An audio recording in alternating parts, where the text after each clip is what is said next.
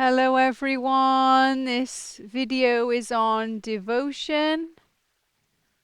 Devotion is a path to higher states of consciousness. We can be devoted to anything, and that can open a doorway into a most beautiful space.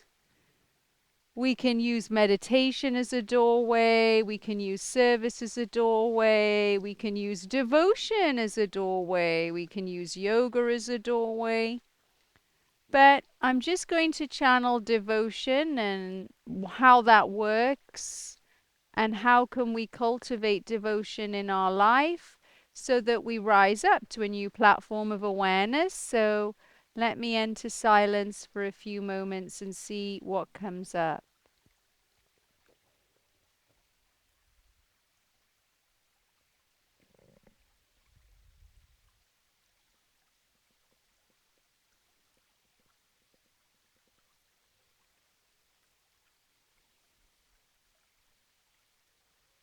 There is a tendency when we are in relationships with other human beings to want to swap them. We're devoted for a little bit of time and then we see something else and we kind of change route and go off in that other direction. Because it might seem exciting to the personality. It might seem like a change could lead to some energy in the system. But the biggest amount of energy in the system comes from one-pointed devotion. It's like a laser beam. If you just lock in to being devoted in that one direction, it can burn through and you can enter into another dimension. Whereas if your laser beam's moving around, it kind of burns a little bit here, burns a little bit there, burns a little bit there, but doesn't quite have the time to burn through completely. And so the human personality has a tendency to want to change partners, to want to, when we feel boredom, swap. When we feel arousal, go chase that. But if we live life long enough, we realize, yes, but I just end up in the same position. I swap a partner, I'm devoted for a little while, the laser beam is on them, but then when it gets difficult or boredom arises, I just move my attention elsewhere. And initially, that excitement and newness can seem like there's an opening there, but the same thing happens. The personality hits the boredom again. And so we can end up in an endless cycle of just changing all the time our partners, changing things, discarding them once the personality feels that, oh, it's getting difficult. I can't be bothered anymore. This other thing, this other person seems more exciting. And so we never quite burn through and use devotion, one-pointed attention devotion, to raise us up to a new platform of awareness. But if we stay and we are one-pointed and we learn to transmute the boredom into devotion, transmute the tendency to want to run off somewhere else into devotion, then that can raise us up. And this is really tricky. I'm not saying it's easy. Sometimes, there's phases in relationships. There's called the 7-year itch. After 7 years, there's boredom. Personality starts to go into wanting to change. And if the relationship's healthy, if the relationship's respectful, we may want to try and stay. and see if we can move through the boredom to transmute it into another level of beauty and devotion. And people who manage to do this, their heart space has the experience of such warmth and such amount of shared memories and overcoming adversity together and just a deeper understanding of life and the tricks the personality plays, the distractions, the carrots it dangles in front of us the whole time. And in this generation we're in now, there can be this disposable element that comes through just by swiping, swiping, swiping, swiping on our phones as if we're just looking at something on Amazon. And there is this illusion of all of these things that we can devote our attention to.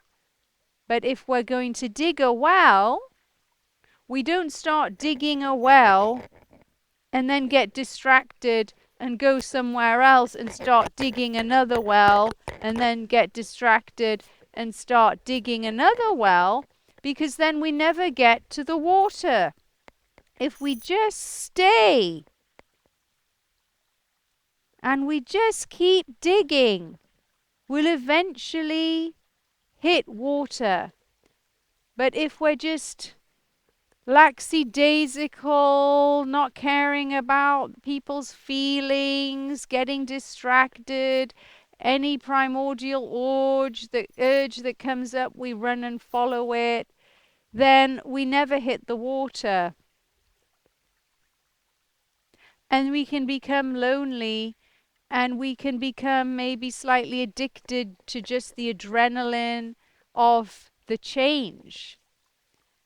And addiction comes in many forms. The addiction of new relationships, the fantasizing of a life with a new person, the fantasizing of the physical experience, the fantasy can become an addiction. The grass can always seem greener on the other side, and the familiar can be just discarded.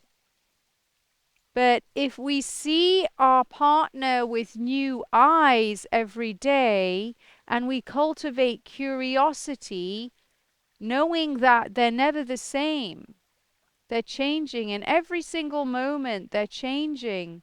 And so curiosity is a cure to boredom. So the question is, how can I become curious about who my partner is now? How can I have deeper conversations? How can we have new experiences together? How can we do this? Come up with creative solutions so that we don't have to just discard one another and move on and eventually become lonely and then just have to repeat the process over and over again. And also, if our energy's just drained looking for new partners or getting high on the change and the adrenaline that's inherent in the new experience, it can just be so distracting. We don't have the time to focus on our dharma, our purpose, to go inwards and know, oh, I'd really like to pursue this in my life. There's no grounding, there's no safety, there's just a lot of distraction. And yes, we did come to, some people came on the earth to be parents and to be devoted to their children and to have relationships and things. And some people are more reclusive or celibate. But the continuing changing of partners just gets exhausting and boring and distracting, and sometimes it can sweep us up into a mental space where we're not focusing on ourselves. And what do we want beyond partnership? Because we're not just living to find something outside of ourselves to make us happy. What makes us happy? And devotion to the self, devotion to one's own dharma and purpose, is like a one-pointed laser beam, and then it kind of flows out and enables you to have one-pointed laser beam with your attention. Another analogy is like if you go into a dog pound, there's endless dogs that you can rescue. Endless. But you don't just pick up one dog, take it home, then take it back the next day, then get another dog, then take that one back, then get another dog, then take that one back, then get another dog. Because you don't develop the relationship with that one dog. You don't help heal that dog from its past trauma, and that dog helps you heal. And you have all these shared memories, and you have this time together, and then you can look back on it. Because we can love anything, we can be devoted to anything. It's just a matter of one-pointed attention. And interestingly, when we have our one-pointed attention, our laser beam attention on our object of devotion, and it burns through, and then we end up in a space which is unbounded, then we have love for everything and devotion for everything. So this burning one-pointed devotion then expands out into love for everything. But if we try and love everything first, before we've entered just one doorway, it doesn't quite work for most people. And this links to polyamory too. Some people have an illusion that, oh, polyamory would be wonderful. I'm just going to love everybody and free flow. And if I feel like going to bed with that person, I will. And there's maybe some rules, but maybe they're flexible. That can work if you're already in a higher state of consciousness. But if you try to be polyamorous and be devoted to many beings at the same time, there's a practical element that's difficult, but also it can be delusional, because when jealousy arises, if it does, and there isn't a natural, spontaneous rising up of something called compersion. Compersion is when you are happy for your partner's happiness, no matter how they achieve it, even if it's with somebody else. If the compersion doesn't arise naturally, and it's just like a mind-made compersion, it gets us very trapped, and it can feel uncomfortable. And so we can have an idea that we'd like to live in a polyamorous society or a polyamorous unit, but we have to also understand that if our physiology's not feeling compersion naturally, then that's going to put a huge strain on the nervous system, because you're not there. And you can't force yourself to be there.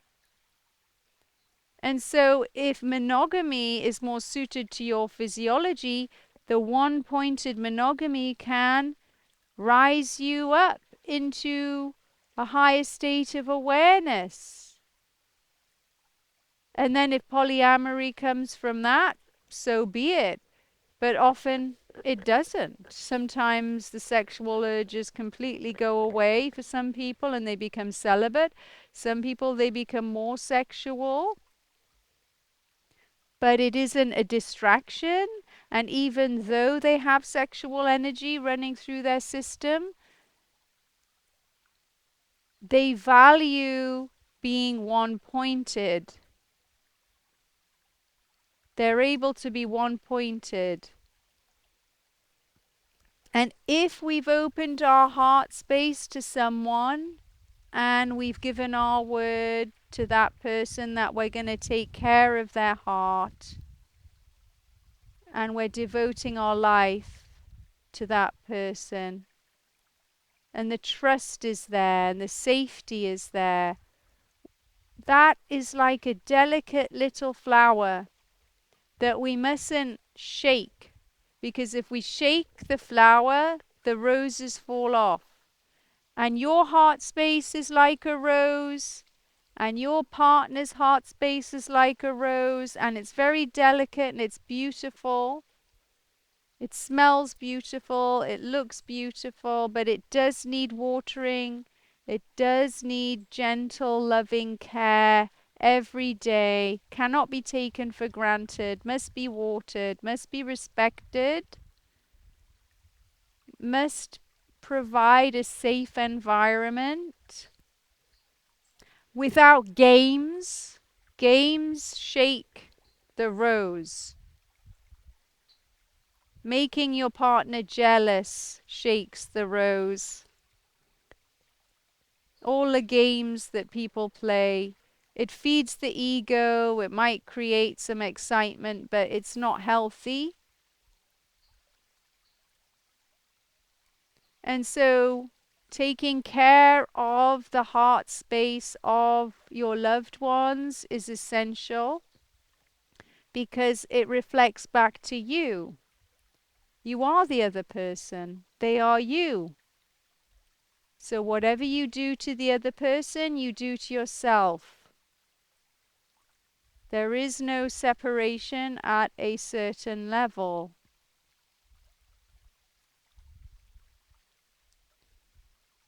I'm going to go back into a few minutes silence and see if anything else comes through.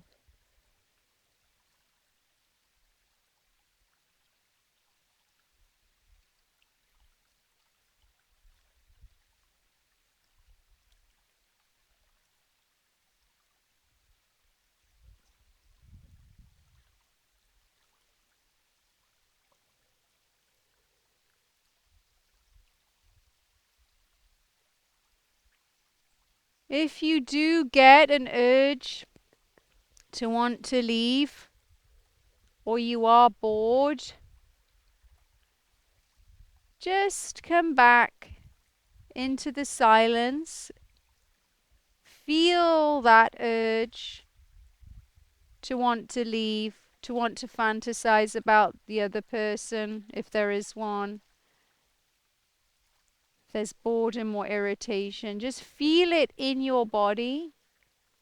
Go into it, allow it to be as big as it wants to be, and just allow it to subside in its own time. And maybe it arises in dreams. We don't want to repress it, we just want to dive into it.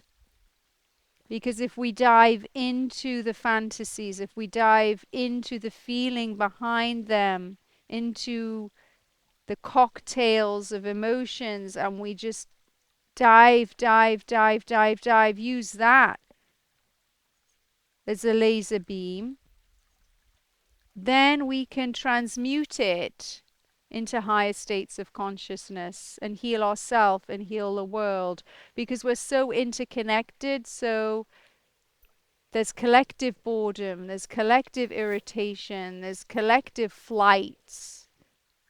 You know, when people want to run from their relationships, there's this collective energy that is shared out and we possess within our individual physiologies.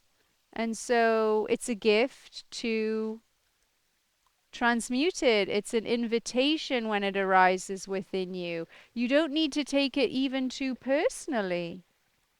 If a lot of people are swiping on apps, you might get bored with your partner, and it has nothing to do with whether you should leave or not. It might be to do because most people are doing that and you're connected to everyone for all time.